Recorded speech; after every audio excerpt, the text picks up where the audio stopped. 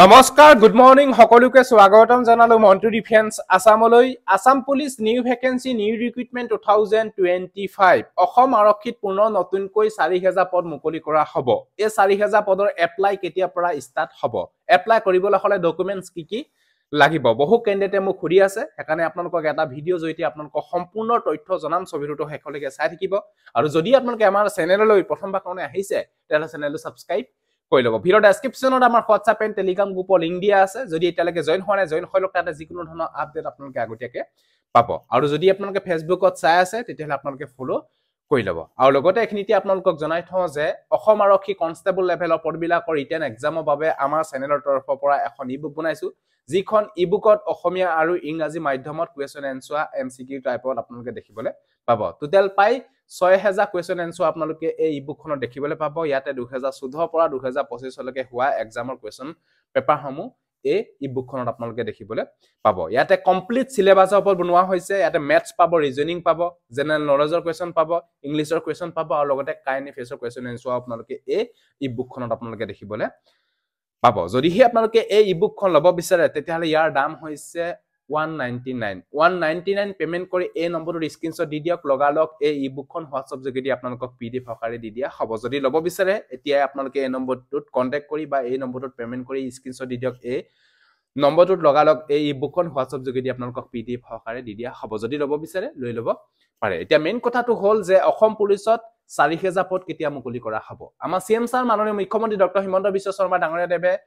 ঘোষণা কৰিছিল যে এপয়েন্টমেন্ট লেটাৰ দিয়া পিজিনাখনে অসম পুলিচত 4000 পদ মুকলি কৰা হ'ব যেহেতু আজি appointment letter date 3 December 2025 Guwahati Sarusajai ষ্টেডিয়ামত 11টা বজাত এপয়েন্টমেন্ট লেটাৰ দিয়া হ'ব আজি ডেটত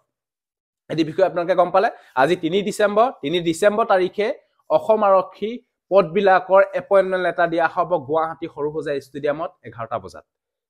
আজি যেহেতু আপোনালোকৰ 3 ডিসেম্বৰ হৈ গল আৰু আমাৰ CM স্যাৰে কৈছিল যে এপয়েন্টমেন্ট লেটাৰ দিয়া পিজিনাখনে আকৌ 4000 পদ মুকলি কৰা হ'ব বুলি কৈছিল মানে 4 বা 5 ডিসেম্বৰ তাৰিখে আকৌ হয়তো নতুন পদ অহা খুবেই চান্স আছে যেহেতু আপোনালোকৰ এপয়েন্টমেন্ট লেটাৰ আজি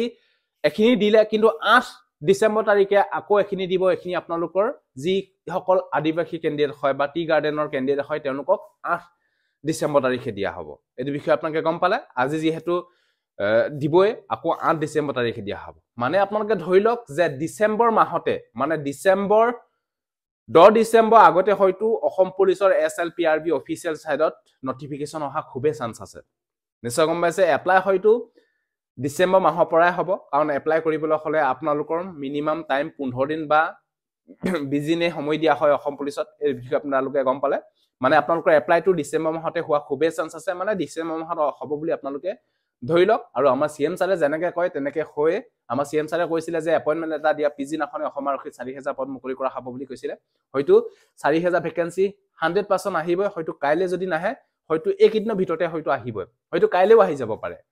এই বিষয়ে আপোনালোকে গম পালে কাইলেও আহি যাব পাৰে আৰু আমাৰ CM স্যাৰ মাননীয় মুখ্যমন্ত্ৰী ডক্টৰ হিমন্ত বিশ্ব শৰ্মা ডাঙৰীয়া দেৱে আজি লাইভত আপোনালোকক ক'ব যে কেতিয়া ভ্যাকেন্সি আহিব আজি আপোনালোকক ক'ব কি ভ্যাকেন্সি আহিব তাৰো হয়তো কথা কোৱা চান্স আছে কিন্তু আজি আপোনালোকৰ 100% আমাৰ CM স্যাৰে ক'বই যে 4000 পদৰ এপ্লাই কেতিয়া পৰা হ'ব বা কেতিয়া ভ্যাকেন্সি মুকলি কৰা হ'ব আজি যেহেতু লাইভ যোগেদি ঘোষণা কৰিবই চিন্তা কৰিব কোনো কাৰণ নাই 11টা বজাত আপোনালোকে লাইভ চাব তাতে আপোনালোকে গম পাব আৰু যেতিয়া আমাৰ CM স্যাৰে ক'ব নিশ্চয় আপোনালোকক ভিডিও হকাৰে আপোনালোকক দিবলৈ চেষ্টা কৰিম এই বিষয়ে আপোনালোকে গম পালে এতিয়া আপোনালোকে ডকুমেন্টস কিবিলাক ৰেডি কৰি থওক কাষ্ট সাৰ্টিফিকেট ৰেডি কৰি থওক মাৰ্কশিট সাৰ্টিফিকেট ৰেডি কৰি থওক মেট্ৰিকৰ এডমিট কাৰ্ডখন ৰেডি কৰি থৈ দিয়ক এমপ্লয়মেন্ট এক্সচেঞ্জ ৰেজিষ্ট্ৰেচন কাৰ্ডখন আপোনালোকে ৰেডি কৰক আৰু লগতে আপোনালোকৰ এটা নিজৰ ৰেজিষ্টাৰ মোবাইলও লাগিব সেই মোবাইল নম্বৰটো আপোনালোকে চেঞ্জ কৰিব নোৱাৰিব একদম হেখলৈকে যেতিয়ালৈকে ৰিক্ৰুটমেন্ট চলি থাকিব তেতিয়ালৈকে আপোনালোকে সেই মোবাইল নম্বৰটো আপোনালোকৰ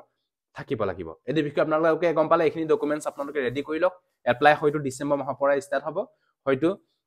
আমাৰ CM স্যাৰে আজি ঘোষণা কৰিব যে কেতিয়া এপ্লাই হ'ব বা কেতিয়া পদ মুকলি কৰা হ'ব আমাৰ CM স্যাৰে ক'ব 11টা বজাত আপোনালোকে লাইভ চাব সো এটো আসলে যদি ভিডিওটো ভাল পালে সকলো ক্যান্ডিডেটক যাতে আপোনালোকে ভিডিওটো শেয়াৰ কৰি যাতে সকলোৱে গম পাওক সজিলা বাই জয় হিন্দ বন্দে মাতৰম জয় অসম ধন্যবাদ